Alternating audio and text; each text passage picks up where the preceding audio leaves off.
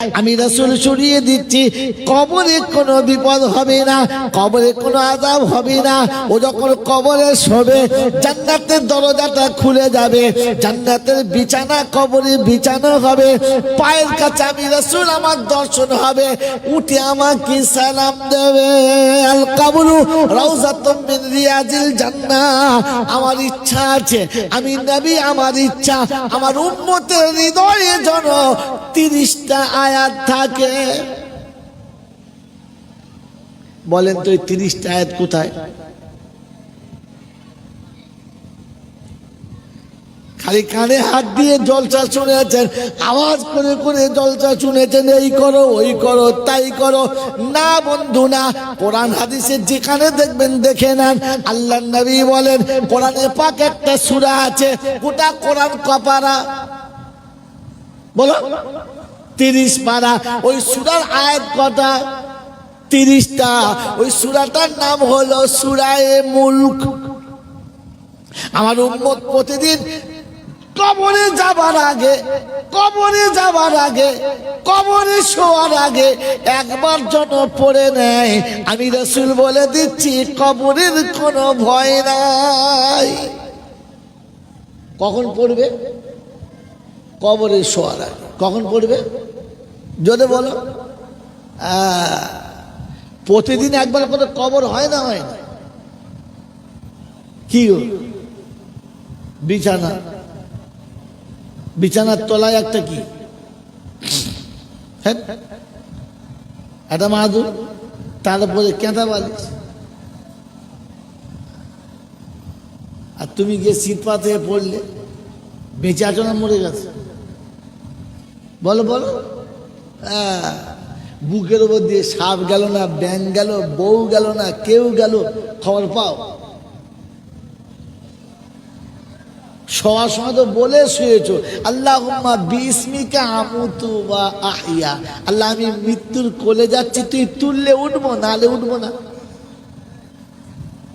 আল্লাহ নবী বলেন, প্রতিদিন রাতে শোয়ার সময় সূরা মুলক পড়ে যারা শোবে, আমি রাসূল বলছি তাদের কবরের কোনো আওয়াজ হবে না, কবরের আযাব মাফ হয়ে যাবে। বিশ্বাস আছে? কথা বলেন, বিশ্বাস আছে? বলেন কজন আর সূরা মুলক মুখস্থ আছে? কি বিশ্বাস আছে তোমার? তোমার বিশ্বাস আছে কি? মরে যাওয়ার পরে 4 দিন বাদে একটা মিলাদ দিতে হবে, গোটা পাড়ার লোকের দাওয়াত করতে হবে, হাড়ি বাগদি মুচি ডোম চামারকে খাওয়াতে হবে, দাঁড়িয়ে মতো ওকে প্রথম খাওয়াতে হবে, যে সুদখোরকে ফার্স্টে খাওয়াতে। কচ্ছদের আর গাড়ি এইসব কোথায় শিখেছে?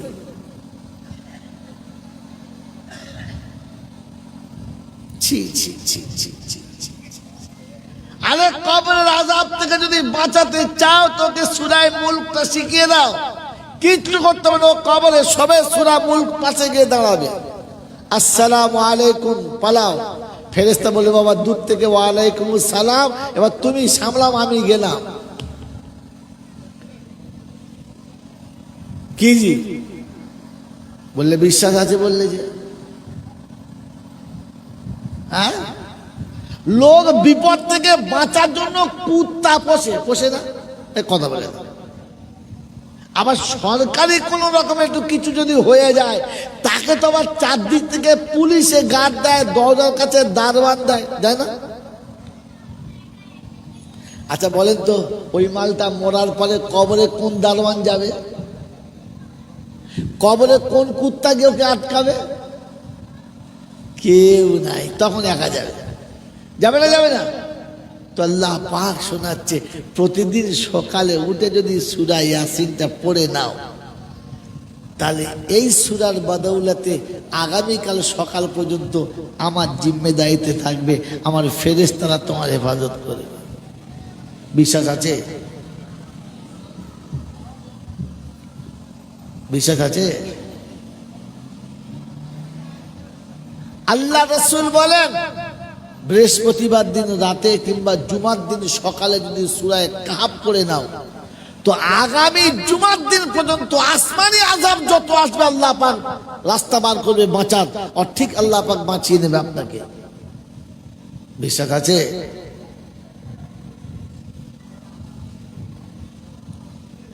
সুবহানাল্লাহ বলা সহজ, নারায়ে তাকবীর দেওয়া সহজ, জলসায় 10 টাকা চাঁদা দেওয়া সহজ। যদি বিশ্বাস থাকতো তাহলে আমি আমার সন্তানের হাতে প্রথম কোরআন তুলে দিতাম আর বলতাম, আব্বা রে, আমার যা হওয়ার হয়ে গেছে, আমার যা ভুল হওয়ার হয়ে গেছে, কমপক্ষে তুই কোরআনটা পড়বা। সকালবেলা উঠে বলতাম, আব্বা তোর কিচ্ছু দিতে হবে না, আমার বাপ, তুই সূরা ইয়াসিনটা আমার শুনিয়ে দে, আমি তোর পাপী বাপ, সূরা ইয়াসিনটা শুনে নি, পড়তে তো পারি নাই, শুনে নি। রাতে শোয়ার সময় ছেলেকে পাশে ডেকে বলতে, আব্বা সারাদিন যা করেছি তো সব মাফ করে দিলাম, তুই শোয়ার আগে আমাকে সূরা মুলকটা একবার শুনিয়ে দে, আমি সূরা মুলকটা শুনে একটু রাতে বিছানায় শুই। আল্লাহর কাছে গিয়ে বলবো, রব্বানা কোরআন জানতাম না তাই ছেলেকে কোরআন শিখিয়েছিলাম, সকালে উঠে সূরা ইয়াসিন শুনেছি আর রাতে শোবার সময় সূরা মুলক শুনে তবে শুয়েছি। বিশ্বাস থাকলে এটা হতো, বিশ্বাস থাকলে এটা হতো। নিজে তো কোরআন জানি না আর সন্তানকে কোরআন শেখানোর ইচ্ছা নাই। আছে ছেলে আলেম হোক, আছে। আপনি কি মনে মনে করছিলেন আলেম হলে ওকে দিয়ে আর ব্যবসা করানো যাবে না, ওকে দিয়ে আর কিছু করানো যাবে না? আলেম হবে, এরপরে ব্যবসা করবে, সংসারের সব কাজ করবে, চাষবাস করবে, খেতিবাড়ি করবে, সব করবে, কিন্তু সে আলেম হবে। আর আলেম হয়ে যখন করবে তখন জাতি উপকৃত হবে। তখন সে বনের সম্পত্তি মারবে না, বরং বনের সম্পত্তি তাকে বুঝে ফিরিয়ে দেবে। তখন পীরের ছবি ছেলের ঘরে থাকবে না, তখন বাপ ঘরের ভিতরে থাকবে। এখন তো পীরের ছবি রেখে দিয়ে তোলায় ধূপবাতি দেয় যে পীর আমাকে বাঁচিয়ে নেবে। হালাকে রাসূল বলেছিল, আল জান্নাতু তাহতা কাদামাই আবুহু ওয়া উম্মুহু, তোর জান্নাতটা তোর আব্বা মায়ের পায়ের তলাতে। আব্বা মায়ের পায়ের তলাতে নেই, ও গিয়ে ঘুরে পীরের পায়ের তলায় পড়ে আছে। পীরের আর বাপের মধ্যে কত তফাৎ বলে দেবো, বলেন, বলে দেবো? পীর সারা জীবন মুরিদদের ভাঙে দালান বাড়ি করে নেয়। একটা পীরের নাম বলেন না যার বাড়ি 2 তলা 5 তলা নয়, যার গেটটা আলিশান গেট নয়, যার বাড়ির সামনে 4 চাকা 6 চাকা দাঁড়িয়ে নাই, সব পীরের সামনে আছে। হ্যাঁ না? না, বাপ তো সবকিছু ছেলেকে দিয়ে শেষে ভিখারি হয়ে গেল, আর পীর মুরিদদের মেরে নিয়ে বড়লোক হয়ে গেল। ছেঁচড় চামার চিনতে পারলি না, বাপ চিনতে পারলি না, রাখাল কোথাকার। বাপ সব দিয়ে ফকির হয়ে গেল আর তোর সব মেরে নিয়ে ও দালান বাড়ি হয়ে গেল। তুই এখন চিনতে পারলি না কার পাত্তলায় জান্নাত? হ্যাঁ, পীরের 6টা ছেলের 9টা গাড়ি, আর তোর ছেলে সবার জন্য নাই পাকা বাড়ি। তোর এখনো লজ্জা হয় নাই? তুই এখনো মাথায় বুদ্ধি খোলে নাই? আল্লাহ আপনাকে আমাকে ভাবার তৌফিক দান করুক। এখনো পর্যন্ত হুজুর দেখলে এমন হোসামা করে মনে হয় যেন ফেরেশতার খালাতো ভাই চুমো খেলার মুখ তোলার ইচ্ছা নাই। হালাকি শীতের রাতে নিজে ফাঁকা থেকে তোর গায়েতে গরম কাপড় চাপিয়ে দিয়ে তোর কপালে উঠে প্রতিদিন যে বাপ চুমো খেয়ে রাস্তায় নেমেছে আর সন্ধ্যা পর্যন্ত হাড় ভাঙা পরিশ্রম করে বাড়ি ফিরে এসে তোর কপালে চুমো খেয়ে তবে বাপ শান্ত হয়েছে। সারাদিন পেটে কিছু দেয় নাই, দুপুরে খাবারের খিদে লেগেছে, হোটেলে খেলে টাকা বেশি যাবে, তাই মুড়ি কিনে ভেজিয়ে কাঁচা লঙ্কা দিয়ে খেয়ে সারাদিন ভ্যান টেনেছে। সন্ধ্যাতে বাড়ি ফেরার সময় 2টো মিষ্টি কিনে আড়াল করে এনে ছেলের হাতে দিয়ে বলেছে, আব্বা এটা নাও। তুমি মিষ্টি পেয়ে খুশি হয়ে গেছো আর তোমার হাসি দেখে বাপের বুকটা ভরে গেছে আর গোটা শরীরে ঘামের বটকা বটকা গন্ধ করছিল। গোসল করেছে, সামনে যা পেয়েছে বাসি কিংবা কাঁচা যেমন পেয়েছে চিবিয়ে দিয়ে পেটটা ভরে নিয়ে অক্লান্ত শরীরে ঘুমিয়ে গেছে, সন্তানের গায়ের উপরে হাতটা চাপিয়ে রেখে ভালোবাসার হাতটা তোর বুক থেকে সরায় নাই। রাতের অন্ধকারে নিজের পিঠটা মশাতে ছিঁড়ে খেয়ে দিয়েছে, কিন্তু তোর গায়ে একটা মশা বসতে দেয় নাই। সারা জীবন নরম বিছানায় তোকে শুইয়েছে, তোর বিছানায় সবার আগে দুবার হাত বুলিয়ে দেখেছে কোনো শক্ত জিনিস থাকলে তোর গায়েতে লাগবে, তাই হাত বুলিয়েছে। মা জিজ্ঞাসা করছে, আমি ওর মা, আমি বিছানা করছি, তোর পছন্দ না? তো বাপ বলেছে, নিশ্চয়ই তুই বিছানা করেছিস, আমার সন্দেহ নেই, তো আমি বাপ তো, তাই একবার মনে হলো দেখে যদি বাচ্চার গায়ে যেন কিছু না লাগে। ওরে তোকে বিছানায় শোয়াবার আগে যে দুবার বিছানায় হাত বুলিয়ে শুইয়েছিল, ওই বাপটা যে ঘরের বিছানায় থাকে, জীবনে কখনো একবার হাত বুলিয়ে দেখেছিস যে আব্বা তুই সুস্থ? কোথায় সুস্থ? দেহেতে মাংস নেই, শুধু হাড় কোটা, তুই সুস্থ কেমন বিছানায় শুস? কখনো হাত বুলিয়ে দেখেছ? বন্ধু, বন্ধু, বাৎসরিক ওরসে যাচ্ছ, যাও, বারণ করবো না, তোমার ইচ্ছা। তবে তোমাকে বলে দিয়ে যাচ্ছি, এটা রাসূলের ইচ্ছা ছিল না। রাসূলের ইচ্ছা ছিল তুমি তোমার বাপের কদমের কাছে বসবে, খোদার হুকুম ছিল বাপের কদমের কাছে বসবে। আর বাপ মরে গেলে যদি মাজার জিয়ারত করতে মন যায় তো বাপের কবরের কাছে যাবে, আর বাপের কবরে হাতটা রেখে বলবে, রব্বির হামহুমা কামা রাব্বায়ানি সগীরা। পরওয়ারদিগার আলম কাছে বসিয়ে আদর করার মানুষটাকে তুমি এইখানে দাফন করে দিয়েছ। আমার মাথার উপরে রোদের সময় ছায়া করার একজন মানুষ ছিল, সেটাকে তুমি এখানেই টেনে এনে পুঁতে দিয়েছ। তাই নিরুপায় হয়ে অসহায় সন্তানটা পিতার পায়ের কাছে বসে আছে। আব্বা তুমি দোয়া করো। বাপের রুট আল্লাহর আরশের কাছে গিয়ে বলে, রাব্বানা, আমি অন্যায় স্বীকার করছি বেটার হয়ে, আমার বাচ্চাকে তুমি কষ্ট দিও না, আমি বাপ ওর হয়ে তোমার কাছে ক্ষমা চাচ্ছি। রাব্বে জুল জালাল বলে, ফেরেশতারা রে, ও কি পাগল হয়ে গেল যে বাপ চলে এসেছে, এরপরে ওর কবরের কাছে বাচ্চা এসেছে তাই কাঁদে? বললে হ্যাঁ, ভালোবাসে তাই। রাব্বে জুল জালাল বলে, আমি আমার বান্দাকে ভালোবাসি নাই, বাপ বেটাকে ভালোবাসে, আমি বান্দাকে ভালোবাসি নাই। তুই শুনে রাখ, বাপের ভালোবাসার কারণে বেটার জীবনের গুনাহ মাফ করে দিলাম, আর আমার মোহাব্বতের কারণে আমি আমার বান্দাকে ক্ষমা করে দিয়ে জান্নাতি করে দিলাম। বন্ধুরে, যদি যেতে হয় কবরে, বাপের কবরের কাছে আর কোথাও না। যদি যেতে হয় মাজারে, তো মায়ের কবরের কাছে আর কোথাও না। এর থেকে বড় মাজার পৃথিবীতে আর কাউকে পাবে না। কারণ যাদের রক্তের প্রত্যেকটি ফোঁটাতে তোমার ভালোবাসা লুকিয়ে ছিল, যাদের সারা জীবনের মোহাব্বতের একটাই নমুনা ছিল, জীবনে কোনোদিন বৃদ্ধাশ্রমে গেছেন কিনা জানি না। আমার বন্ধুরা, আমার আল্লাহওয়ালা ভাইরা, ওই বৃদ্ধাশ্রমে যে বাপগুলো আছে আর মাগুলো আছে, তারা প্রতিদিন ঝরঝর করে কাঁদে আর আফসোস করে। তাদের কাছে গেলে বহু দুঃখের কথা বলে। জানেন, সন্তান মানুষ করতে গিয়ে কয়লা ভেঙেছি, হাড় ভাঙা পরিশ্রম করেছি, লোকের দুয়ারে দুয়ারে কয়লা বিক্রি করেছি, দোকানে দোকানে কয়লা দিয়েছি, রাতের পর রাত জেগেছি ছেলে মানুষ করার জন্য।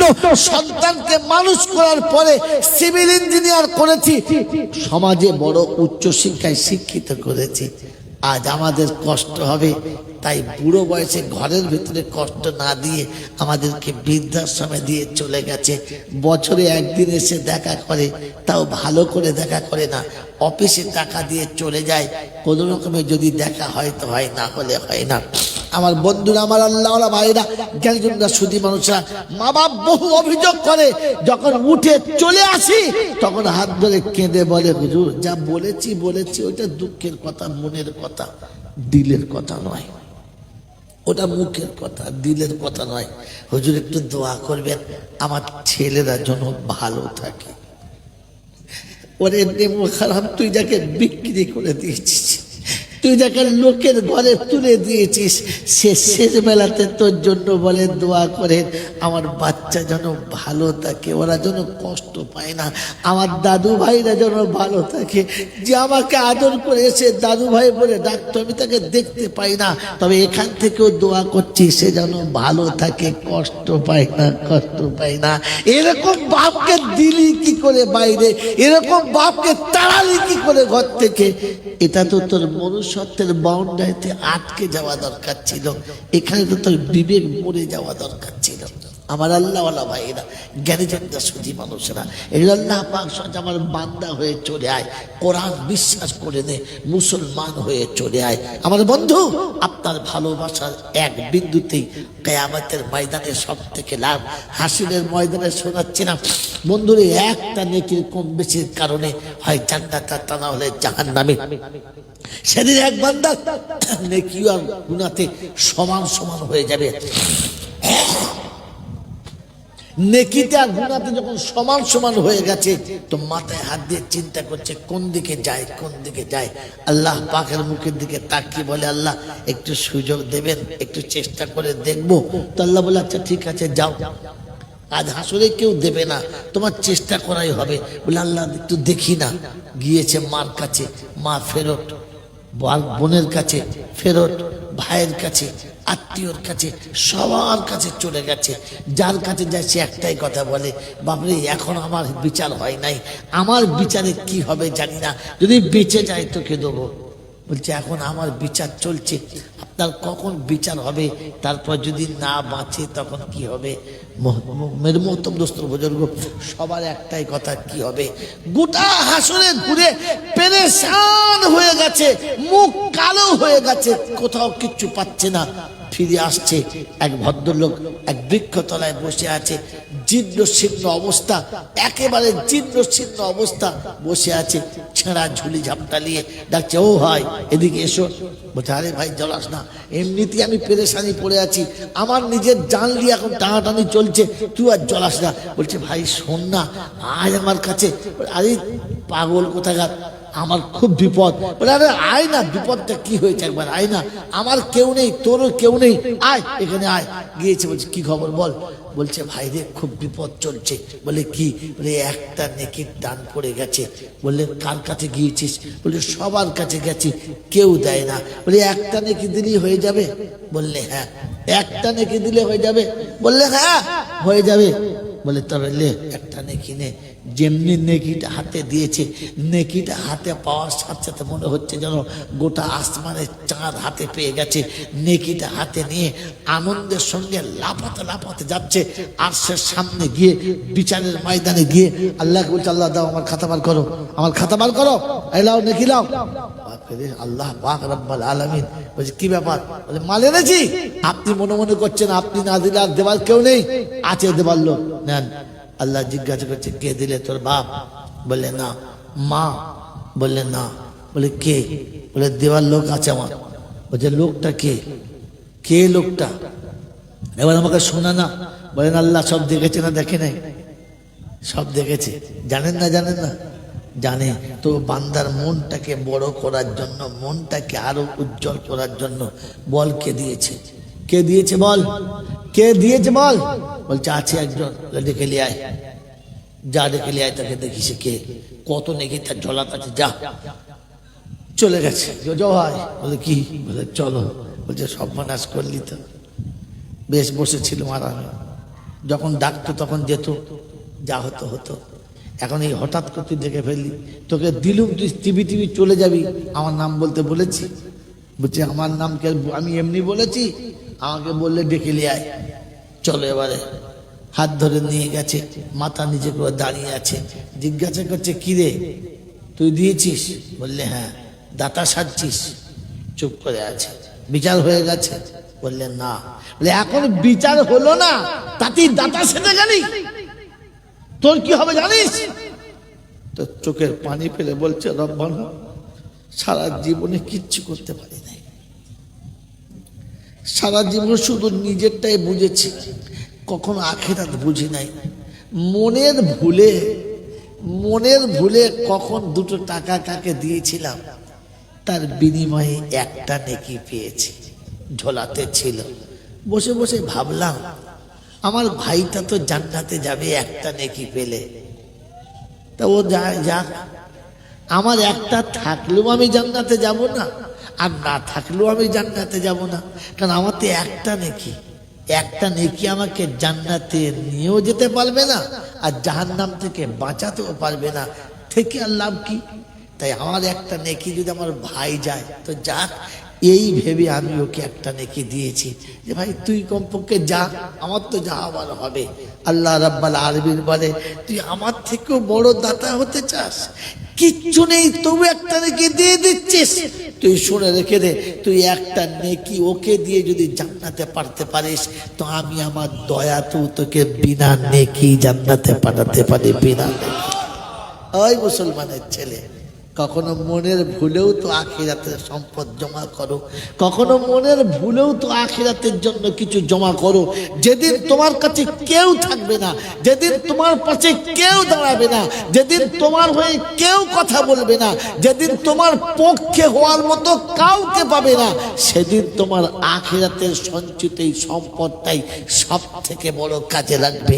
আমার বন্ধুরা, আমার আল্লাহওয়ালা ভাইরা, আমার জ্ঞানীজনরা, সুধী মানুষেরা, এই জন্য আল্লাহ পাক শোনাচ্ছেন ওয়াকানু মুসলিমিন, যখন মরবি তখন মুসলমান হয়ে মর, যখন দুনিয়া ছাড়বি তখন মুসলমান হয়ে দুনিয়া ছাড়, যেন দুনিয়া দেখে তোকে চিনতে পারে মুসলমান যাচ্ছে, তোর মুখ দেখে যেন বুঝতে পারে মুসলমান যাচ্ছে, তোর পোশাক দেখে যেন বুঝতে পারে মুসলমান যাচ্ছে, তোকে দেখে যেন লোকে দূর থেকে ধারণা করে যেন মুসলমান যাচ্ছে।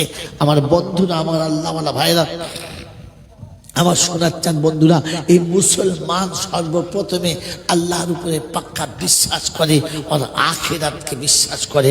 বলেন আপনার আমার আল্লাহর প্রতি বিশ্বাস আছে না নাই? আছে। আখিরাত প্রতি বিশ্বাস আছে না নাই?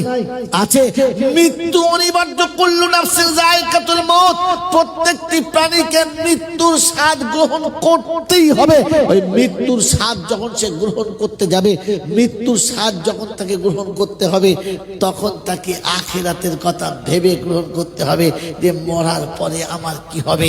এজন্য শোনাচ্ছিলাম যে আমার আল্লাহওয়ালা ভাইরা কোরআনের উপরে বিশ্বাস করলে কবর যখন শোয়াবে, আল কবরু রাউযাতুম মিন রিয়াজিল জান্নাহ, আল্লাহ নবী বলেন জান্নাতের বাগান হবে। ফেরেশতা যখন তাকে আটকে দেবে, সূরা মূল যখন আটকাবে, জান্নাতের বিছানায় শোয়াবে, ডান দিকে জান্নাতের খিড়কি খুলবে, পায়ের দিকে আমার নবীর চেহারাটা সামনে আসবে, আর ফেরেশতা জিজ্ঞাসা করবে মান হাজার রাজুল, এই ব্যক্তিটা কে? ও তখন চেহারা দেখে নিজের দিকে তাকাবে, চেহারার সাথে চেহারা যখন মিল খাবে, চেহারার সঙ্গে চেহারায় যখন কানেকশন হবে, ওর খুশিতে বাগে বাগ হবে, আর উঠে দাঁড়িয়েই বলবে ইয়া নবী সালামু আলাইকা। কে বলে সালাম দেবার কথা নেই? আছে সময় আসতে দে, খালি একবার দেখা হতে দে নবীর সঙ্গে। যেদিন নবীর সঙ্গে কবরে দিদার হবে, উম্মত প্রথম উঠেই সালাম দেবে, আসসালামু আলাইকুম ইয়া রাসূলুল্লাহ, আসসালামু আলাইকুম ইয়া হাবিবাল্লাহ, আসসালামু আলাইকুম ইয়া নবিয়াল্লাহ। আমার আল্লাহওয়ালা ভাইরা, জ্ঞানীজনরা, বুদ্ধিজীবীরা, আমার সোনামণি মায়েরা বোনা, ওই আখিরাতের মঞ্জরে আমাকে বাঁচানোর জন্য পৃথিবীর কোন সাহায্য কাজেদের কাজ লাগবে না। সেদিন আমার নেক আমল আমাকে বাঁচাতে পারে। তাই বাচ্চারা যারা এত কষ্ট করে জলসা দিয়েছে, এত সুন্দর করে সাজিয়েছে, রাতের এই গভীর সময়ে আমাদেরকে যারা বসিয়েছে, তাদের উদ্দেশ্য, তাদের মনস্কামনা যে তারা তাদের কবরস্থানে একটু করে মাটি দিয়ে উঁচু করতে চায়। ওটা শুধু তাদের নয়, এটা আমাদের সবার, এটা আমাদের সবার। মরতে আমাকে আপনাদের সবাইকে হবে। তাই যাওয়ার আগে জায়গাটাকে পরিষ্কার করে যেতে হবে, যাওয়ার আগে জায়গাটাকে সুন্দর করে সাজিয়ে যেতে হবে। আমার বন্ধুরা, আমার আল্লাহওয়ালা ভাইয়েরা, জ্ঞানীজনরা, সুধী মানুষেরা, আমার সোনামণি মায়েরা বোনেরা, যাদের গাড়ি আছে তারা নিজস্ব গাড়িতে করে দেবেন, যাদের কাছে নেই তারাও কমপক্ষে এক গাড়ি করে মাটি ওই কবরস্থানে দিয়ে, কবরস্থানটাকে যতটা মাটির প্রয়োজন লাগে আমরা সকলে মিলে ওটাকে পূরণ করার চেষ্টা করবেন ইনশাআল্লাহ। করবেন ইনশাআল্লাহ, যদি বলেন করবেন ইনশাআল্লাহ। আমার বাবাজিরা, আমার সোনার চাঁদ বন্ধুরা, আমার সোনামণি মায়েরা বোনেরা, এই পৃথিবীর বাগিচা ছেড়ে, সোনার বালাখানার বাসর ঘর ছেড়ে আপনাকে আমাকে একদিন বিদায় নিতেই হবে। কিন্তু কবর এমন একটা ঠিকানা যেখান থেকে যেতে আর কখনো হবে না, যেখান থেকে আপনাকে যাওয়ার আর কোনো রাস্তা থাকবে না, যেখান থেকে আপনার আর কোনো রকমের যাওয়ার রাস্তা থাকবে না, ওটাই আপনার শেষ ঠিকানা। ওখান থেকে আপনাকে কাল হাসরের ময়দানে ডাকা হবে। আল্লাহ পাক শুনছে বাইদাল কবুর বুসিরাত আলিমাত নাফসুম মা কদ্দামাত ওয়া আখারাত।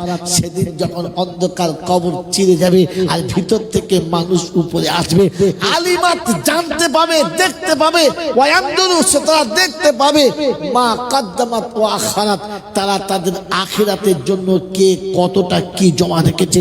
আমার বন্ধু, আমার আল্লাহওয়ালা ভাইরা, দুনিয়ার যা কিছু পেয়েছি সবটুকু আল্লাহ আমাকে দিয়েছে, পৃথিবীর কেউ আমাকে দেয় নাই।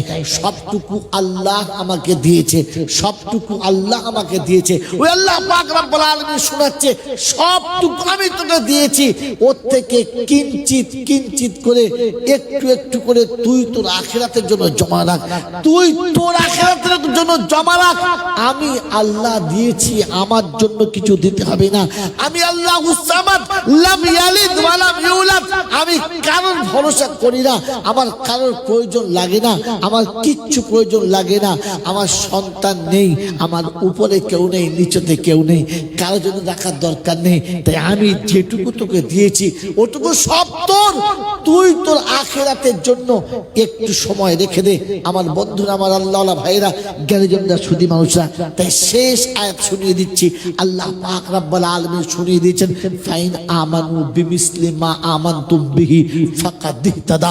আল্লাহ পাক রব্বুল আলামিন বলেন, যদি ঈমানদার হতে চাও, ঈমান নিয়ে কবরে যেতে চাও, মুসলমান হয়ে কবরে যেতে চাও, আর ঈমান নিয়ে আখিরাতে উঠে আমার সঙ্গে দেখা করতে চাও, তো ফাইন আমানু বিমিসলি মা আমানতুম বিহি ফাকাদ ইহতাদা। ওদের সাথে তোমাদের ঈমানের একটু মিল রাখো, ওদের সঙ্গে তোমাদের ঈমানের লেভেলটা রাখো। আমি যাদের ঈমানের উপরে হেদায়েতের ফয়সালা দিয়েছি, আমি যাদের ঈমানের উপরে হেদায়েতের সনদ দিয়েছি, আমি যাদের ঈমানের উপরে হেদায়েতের কথা লিখে দিয়েছি, আল্লাহর নবী সাল্লাল্লাহু তাআলা আলাইহি ওয়াসাল্লামের সমস্ত সাহাবায়ে কেরাম, আল্লাহ রাব্বুল আলামিন ওয়াস সাবিকুন আউয়ালুনা মিনাল মুহাজিরিন ওয়াল আনসার ওয়াল্লাযিনা তাবাউহুম বিইহসান রাদিয়াল্লাহু আনহু ওয়া রাদওয়ান ওয়া আ'আদ্দা লাহুম জান্নাতিন তাজরি তাহতাল আনহার। আমি তাদের জন্য জান্নাতের ওয়াদা করেছি যারা আমার নবীর সঙ্গে দাঁড়িয়ে লাব্বাইক বলেছিল। কিয়ামত পর্যন্ত যারা আখিরাতের কথা শুনে, আখিরাতের কথা বুঝে লাব্বাইক বলে দাঁড়াবে, আমি আল্লাহ ওয়াদা লাহুম ওয়াদা করছি তাদের জন্য জান্নাতিন তাজরি তাহতাল আনহার, ওই জান্নাতের যেটা সবার জন্য ওয়াদা করেছিলাম। আমার বন্ধু, আমার আল্লাহওয়ালা ভাইরা, ওই জান্নাত যেটা যাওয়ার জন্য আমার ইচ্ছা, যেটা যাওয়ার জন্য আমার কল্পনা, যেটা যাওয়ার জন্য আমার মুজাহিদা, যেটা যাওয়ার জন্য আমার সমস্ত রকমের চেষ্টা চরিত্র, আল্লাহ পাক বলেন, বান্দা তুমি ওদের সঙ্গে ঈমানের প্রতিযোগিতা লাগাও। তাই আল্লাহ নবী সাল্লাল্লাহু আলাইহি ওয়াসাল্লাম যখন তাদেরকে ডেকেছেন, বলো লাব্বাইক বলে কে কে আছো বলো, তো আল্লাহ নবীর সঙ্গে সঙ্গে সাহাবায়ে কেরাম ছুটে চলে এসেছেন। সমস্ত সাহাবারা জড়ো হয়ে গেছে মদিনার মসজিদে। আখিরাতের জন্য তারা গনিমতের মাল দিতে শুরু করেছে। যার যেমন ছিল তেমন। ওমরে ফারুক মনে মনে করছেন, এটাই সুযোগ এসে আবু বকরকে হারাবার। আজকে একটা চান্স নিয়ে দেখি। উসমান ভাবছে আজকের হারাবার চান্স আমার, দেখি। উসমান সমস্ত মাল বাড়িতে এসে তিনটে ভাগ করে দুভাগ রেখে এক ভাগ মসজিদে জমা দিয়েছে, মালের পাহাড়। ওমরে ফারুক বাড়িতে এসে সমস্ত মালের দুটো ভাগ করে একটা ঘরে আর একটা গনিমতের মালে জমা দিয়েছে, বাকি সাথী যার যা ছিল সব জমা দিয়েছে। আমার বন্ধু, আমার প্যারা বন্ধু, সবার সব জমা দেওয়া হয়ে গেছে, সবার এসে গেছে। আল্লাহ নবী জিজ্ঞাসা করে, আবু বকর কোথায়? সিদ্দিক, আবু বকর সিদ্দিক কোথায়? ওই সময় আবু বকর সিদ্দিক টুক টুক টুক টুক করে মসজিদের ভিতরে, মসজিদের মধ্যে প্রবেশ করছেন। চট পড়ে আছে, একটা ছোট্ট মূর্তি মাথায় নিয়ে এসে আল্লাহ নবীর কাছে দাঁড়িয়েছেন। ইয়া রাসূলুল্লাহ, ইয়া হাবিবাল্লাহ, এই যে গোলাম এখানে দাঁড়িয়ে আছে, কি চাও, কি এনেছো, কি দিতে চাচ্ছ বলো। বলে আল্লাহর হাবিব আপনি বলেছেন গনিমতের মালের জন্য, আখিরাতের জন্য সঞ্চয় করতে। বাড়িতে গেলাম, যা ছিল সব এই কাপড়ে রাখলাম, ঘরের ভিতরটা ভালো করে ঝাঁট দিয়ে যে জায়গাতে আমি আনাজ রাখি ওইখানে গম টম যা যেখানে পড়েছিল সবটা ঝাঁট দিয়ে রাখলাম, ঝাঁটাটা সহ নিয়ে এসে দিয়ে গেলাম। আল্লাহ নবী জিজ্ঞাসা উসমান বাড়ির জন্য কত রেখেছো? বলে আল্লাহর হাবিব দুভাগ রেখেছি। ওমরকে জিজ্ঞাসা করছো ওমর কত রেখেছো? বললে আল্লাহর হাবিব অর্ধেক রেখেছি। আবু বকর সিদ্দিককে বললেন আবু বকর তুমি বাড়ির জন্য কি রেখেছো? বললেন ইয়া রাসূলুল্লাহ ইয়া হাবিবাল্লাহ সবটুকু আপনার দরবারে হাজির করেছি, আল্লাহ আর তার রাসূলের নামের বরকতটা বাড়িতে রেখেছি, বাকি সব নিয়ে চলে এসেছি। আমার বন্ধু আমার আল্লাহ আমার ভাইরা কোরআন আপনাকে শুনিয়ে দিয়েছে ফাকাদ ইহতাদা, যদি হেদায়েতের রাস্তায় আসতে চাও আর যদি হেদায়েতের উপরে নিজেকে বাড়াতে চাও তাহলে ঈমানের লেভেলটা এখানে নিয়ে এসে দেখাও, একবার তাদের সঙ্গে মেলাও। আপনাকে সবটুকু দিতে হবে না, আপনাকে অর্ধেক দিতে হবে না, আপনাকে 3 ভাগের 1 ভাগ দিতে হবে না, তো কমপক্ষে 20 ভাগের 1 ভাগ তো দিই। আমি যে নামাজ পড়ছি কার জন্য? আল্লাহর জন্য না আমার জন্য? জোরে বলে ভাই, কথা বলেন। আমার জন্য। আমি যে রমজান মাসে 30টা রোজা রেখেছি আল্লাহর জন্য না আমার জন্য? আমার জন্য। আমি যে মালের যাকাত দিয়েছি কার জন্য? আমার জন্য না আল্লাহর জন্য? আমার জন্য। অতএব আমি সব কাজ করলাম আমার জন্য, আর এতদিন বদনাম করলাম আল্লাহর জন্য। আমি কার বান্দা? বলো আল্লাহর জন্য কি করেছি? কিচ্ছু করি নাই।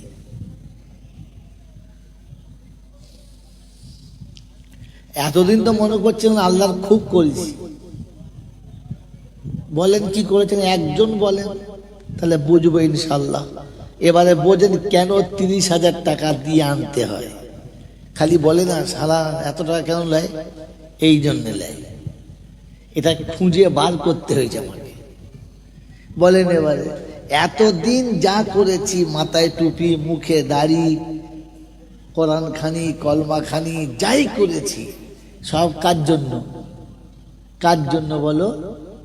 যেটা বলো আমার জন্য।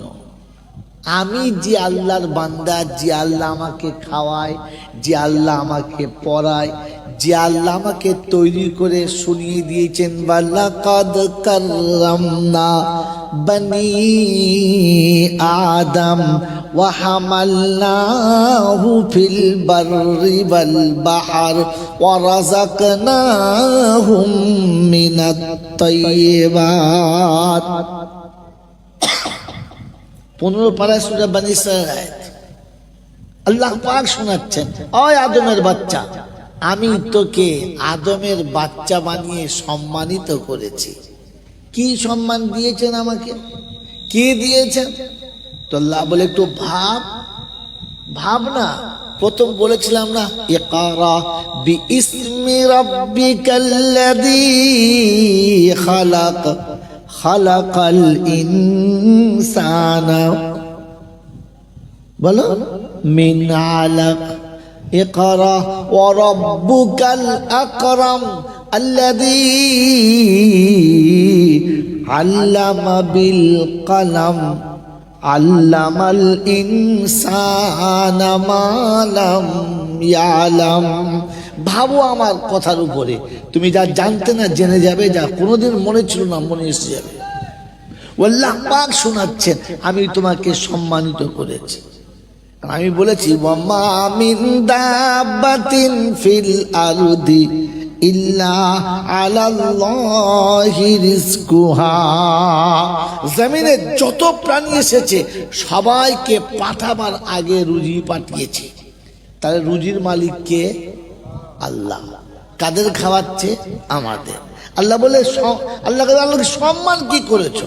তা আল্লাহ বললে পৃথিবীর গরু, ছাগল, ভেড়া, কুত্তা খায় কিরকম? পচা কাঁচা মাটিতে, জলেতে, নালাতে, নোংরাতে খায়। তোর জন্য সুন্দর প্লেট বানিয়ে দিয়েছি, ডাইনিং টেবিল করে দিয়েছি, বসার জন্য চেয়ার দিয়েছি, তোর খাবারের সাথে সাথে ভ্যারাইটিস খাবার দিয়েছি, ভাজা দিয়েছি, তাজা দিয়েছি, তার সাথে কত রকমের মন্ডা মিঠাই মিষ্টি দিয়েছি, যতগুলো খাবার তোকে দিয়েছি পৃথিবীর কোনো প্রাণী ওই খাবারটা চোখে দেখে নাই। মুরগির গোশ খাবি, হাঁসের গোশ খাবি, ছাগল খাবি, গরু খাবি, শুয়োর খাবি, কুত্তা খাবি, যা পাবি সব খাবি, কিন্তু তোর খাবার কোয়ালিটি আলাদা। কাবাব হবে, টিকিয়া হবে, ভুনা হবে, ভাজা হবে, তাজা হবে, সব খাবি। ভ্যারাইটিস করে খাইয়েছি। পৃথিবীর কোনো প্রাণীকে এত ভালো খাবার খাইয়েছে না। প্রত্যেক প্রাণীর পিপাসার পানি দিয়েছি, কাউকে নালাতে, কাউকে জলেতে, কাউকে পুকুরে, কাউকে খালা খন্দেতে।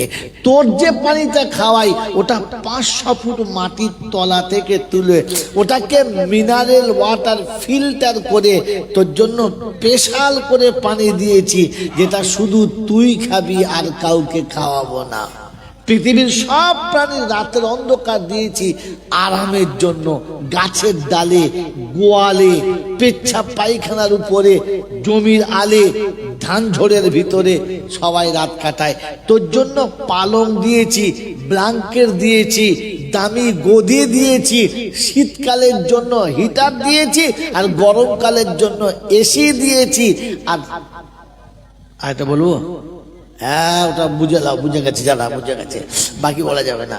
সব দিয়েছি, আমি তোকে দিয়েছি আর কাউকে। আমি তোকে সম্মানিত করি নাই।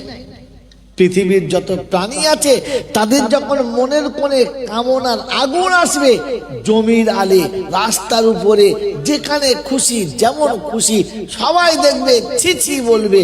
কিন্তু তোর যখন মনের কোণে কামনার আগুন আসবে, পছন্দের মতো সাথে দিয়েছি, নিরিবিলি জায়গা দিয়েছি, আনন্দের জন্য বাসস্থান দিয়েছি, ওটা আর কাউকে দিয়েছি? আমি তোকে সম্মানিত করেছি। কাররামনা বানি আদম। এই সম্মানে সম্মানিত করার জন্য ওই আল্লাহকে কি দিয়েছি?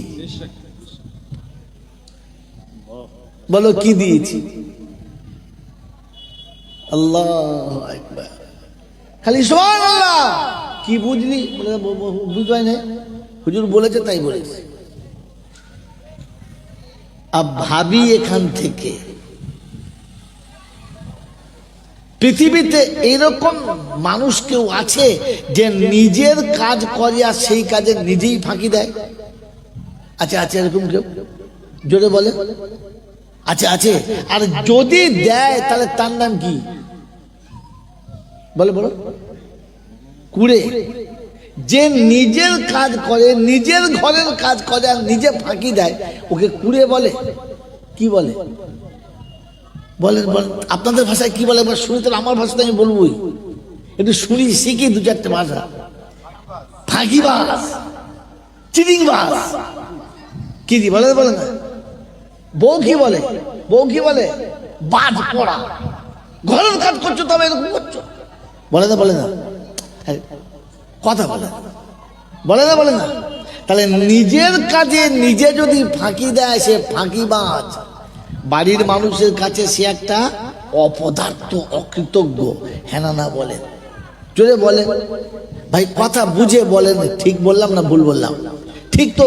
এটা যদি ঠিক হয় তাহলে নামাজ আমার কাজ, রোজা আমার কাজ, হজ আমার কাজ, যাকাত আমার কাজ, সব আমার জন্য করেছি। এরপরও নামাজে ফাঁকি মারছি তো, আমার নাম কি? ছি ছি ছি ছি ছি। আর পাড়ার লোক এই ফাঁকিবাজটাকে বলে মুসুরি। বলছি একে খাওয়ালে নাকি নেকি হয়? চিটিংবাজ খাওয়ালে আবার নেকি হয়? আরে লোক দেখে খাওয়া বোকা কথা। নিজের কাজ নিজে করে, তাতেও ডুপ্লিকেট। জমির আল সোজা করতে গেছে কাটতে নিয়ে। হ্যাঁ গো হবে, কথা বলা। আল সোজা করতে কি দরকার? কোদালের দরকার। এখন কোদাল বাদ দিয়ে কাস্তে নিয়ে চলে গেছে। লোকে বলি কাজ করতেই না, ছাপলাম বোধেই এই কাজ করতে খতম। জমির আল কাটতেছে কাস্তে নিয়ে। বলবে না? বলবে না? যদি বলেন আমি নামাজ পড়তে গেছি, গামছা গায়ে দেয়, গেঞ্জি গায়ে দেয়। ও আল্লাহ, ফেরেশতা বলছি কে রে? এই মালটা কোথায়? জমির কথা জমির আল কাটতে গেলে কোদাল লাগে এটা জ্ঞান আছে, কিন্তু মুসলমানের নামাজ পড়ার সময় যে সুন্নতি পোশাক পরতে হয় ও মাল গামছা গায়ে দিয়ে ঝেড়ে দিয়েছে। আল্লাহ আকবার, আল্লাহ আকবার, আল্লাহ আকবার, আল্লাহ আকবার। ফেরেশতা চিন্তা করছে কি হলো, কি বলতে, হ্যাঁ, ছি ছি ছি ছি ছি ছি। এর পরও পাড়ার লোকে যে আমাকে সম্মান করে, এটা খোদার মেহেরবানি, মারা দরকার ছিল ভাই। এটা এখান থেকে শিখে যাই। তাহলে এতদিন যে কাজ করেছি আমার জন্য, এর জন্য আল্লাহ কাছে আবার বদলা কিসের? ঘরে পড়লে 2 রাকাতে 10টা নেকি, মসজিদে পড়লে 27টা নেকি, জামাতে পড়লে আরো নেকি, যত জামাত হবে তত নেকি। কি দরকার? কোন দলিল আছে? কোন দলিল নেই। আছে? এর একটাই দলিল,